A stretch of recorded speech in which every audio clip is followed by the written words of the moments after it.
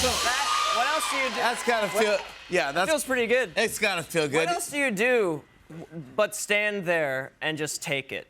I didn't know what to do, so. No, take the love in. Yeah, That's right. And you give the love. You give the love back. You've given us love for 10 years. We gotta give a little back to you, bud. Yeah. Congratulations. I'm actually psyched. I'm holding your album. I know. It's real, bud. It's real. Happy birthday. Thank you. Yeah. Well, I'm sorry, that's the name of the album, but also. Oh, right. Yes. Right. When is your birthday? It's on the 23rd, and I'm turning 23. This month. Yeah. Happy birthday.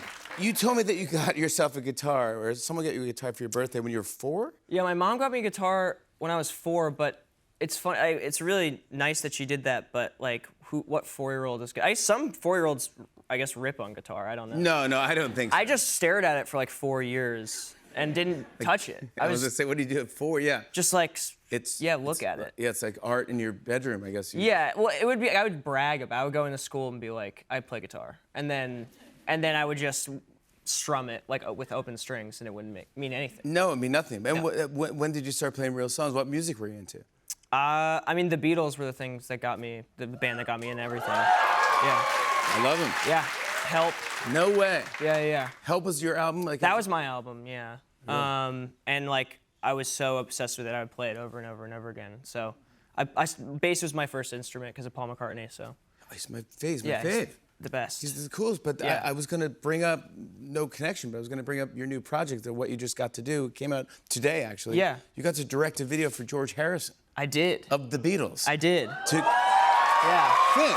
Yeah. This is crazy. I know. You directed the video to Give Me Love, Give Me Peace on Earth, Give Me Life. Come on, that's the greatest jam.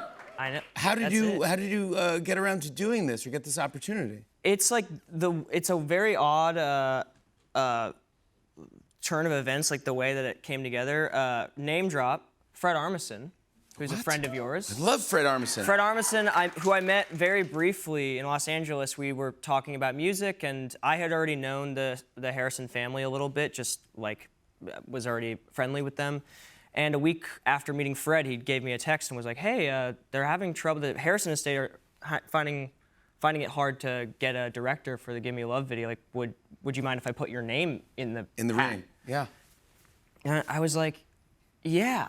Like that's something that's like you can't pass up that opportunity. So I worked with an amazing group of young artists in Toronto and Canada, and they did a stop motion video, and it's sort of it's George gardening, and it's in his garden because gardening was a huge part of his life. It's very George. Yeah. Yeah. And so I wanted to make something that I feel like he would have liked. Obviously, it's a weird thing because he's not around, but I think he would have loved it. Yeah. I watched it today. It just came out today, so it's on YouTube. Check it out. It's really great. Congratulations. Thank you on so this. much. That's awesome. Thank you. That's crazy. I know. And here's your vinyl. The album is real. Happy Birthday is out. Thank This is your you. debut solo album. You've been coming on the show for 10 years. Yeah. Isn't that wild? I know every horrible phase. No, we're not. Every puberty phase. No. You were always a good, come on, you handled it so well. You were always cool as a cucumber, man. Come on. And now you're going to be performing for us tonight. Double duty, talking and performing. I know. I appreciate that. Dude, thank you. You're a talented dude. Thank you. You're playing a song for us called Trailers After Dark. Yeah. What's that one about? That one's about. It was a really odd. I don't know if this is even a thing in America, but in Canada there would be this channel on cable that like played around the clock, just trailers. It's just trailer. It would just play new. Oh, movie trailer. Yeah. To me, that is like the most. I don't know, like why that was a channel. It's kind of a good idea. It is a good idea. I would tune in. But that was like a big thing. I would like watch this movie channel that was all trailers, so I would watch that with my family, and then it kind of came. The inspiration came from that. And then I really didn't like the song actually until I actually started recording it, and it was in like a folder for demos. Yeah. And I kind of skipped past it. My friend Kai, who was producing it, was like, "What was that one?" I was like, "Oh, that's just this one about this trail. Like, it's not great." He was like, "No, let's listen to it." And then I saw it kind of through his eyes, and he kind of added some things that really elevated it, and became like one of my favorite songs on the album. So. Like, how do you come up with the song? Do you hum it into your phone, or Yeah, humming it on my phone or like, I don't know. Pick up a guitar and just like, Go for it. hold on for dear life, I guess. You recorded this in Chicago, where your good friend, one of the coolest dudes, Joe Keery, Yeah. is a big part of the music scene out there. I love that dude. Were you influenced by him at all? Did he? Hugely, yeah. Joe is a huge influence for me and still is, and He's talented. His band's great. his band's amazing, and he was like one of the first people that I ever knew that was actually in a band. Like before Stranger Things came out, he was like kind of a cool older brother. I was 12, he was 22. Yeah. But he was like fresh out of being in a really cool psych rock band in Chicago, and introduced me to like a ton of music that I think really informed everything. And so yeah, I wouldn't be here without Joe. I love it. Come on, that's Yeah. great, bud. So happy. I love this. Congratulations. Thank you. Let's talk Stranger Things. We Yeah. gotta Let's talk. do it. It's great. We're in the middle of the 5th and final season.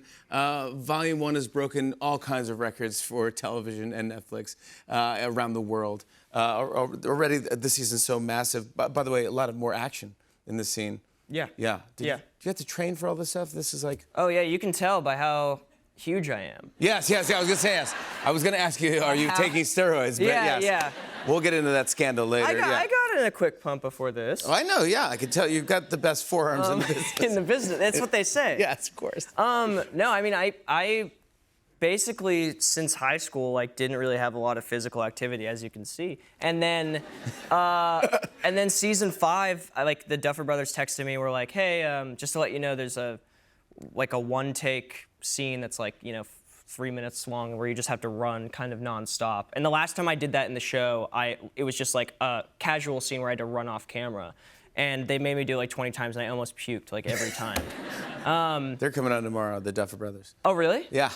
Well, ask them, the Duffer Brothers, for them to get me to run and then be like, Finn, why are you sick? Like, that's not normal.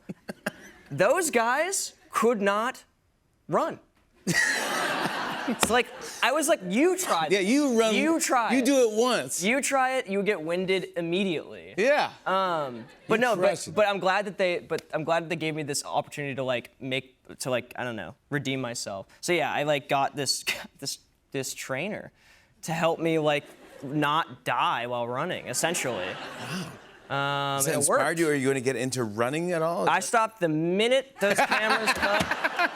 Never again will you Never run. again will I run. Or get on a bike from the 80s.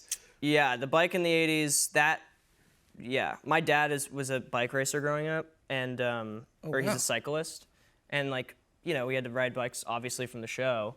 And I remember first season. You must have been proud. Yeah, he definitely was until I was like, yeah, I told the other guys, I was like, my dad's a bike racer. So this should be pretty easy. And then I got on the bike and crashed into a tree immediately. Immediately. Because 11 is on the back. Nope, right? solo. Solo by myself. How sad. Yep. That's ridiculous.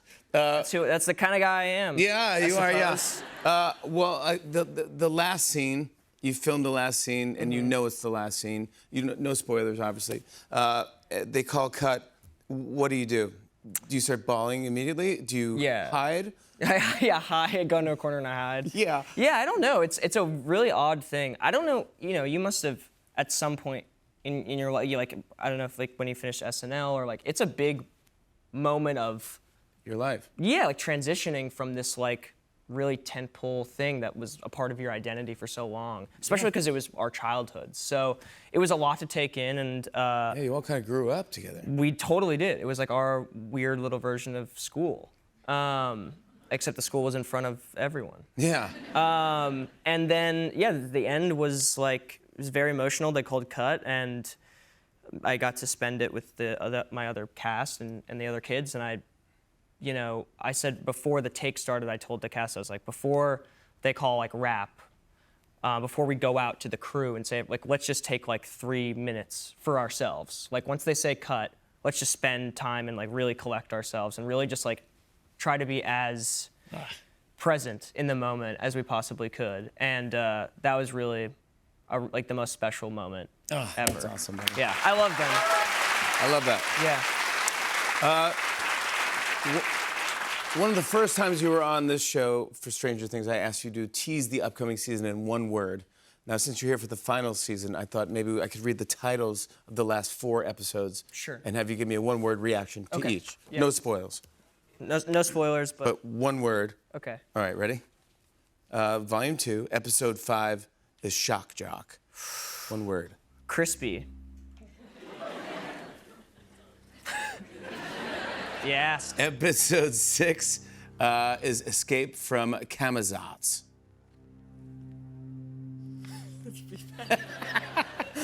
Nice. Haunting music.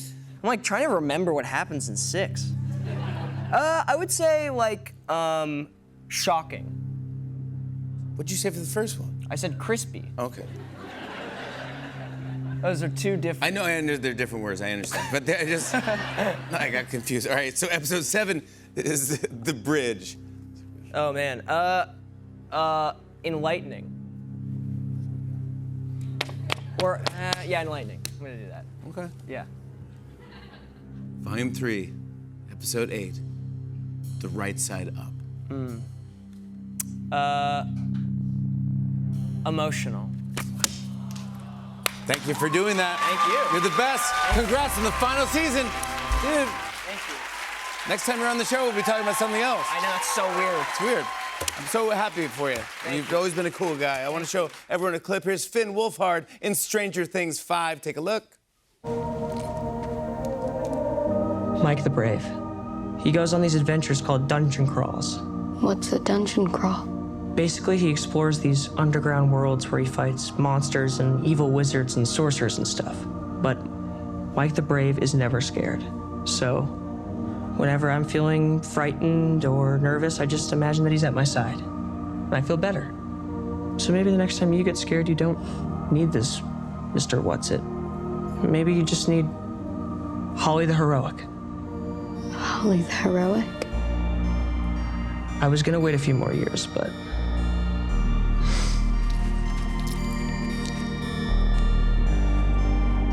That's Finn Wolfhard right there. Volume 2 of Stranger Things 5 begins streaming Christmas Day. And the finale premieres New Year's Eve on Netflix. And his album, Happy Birthday, is available now.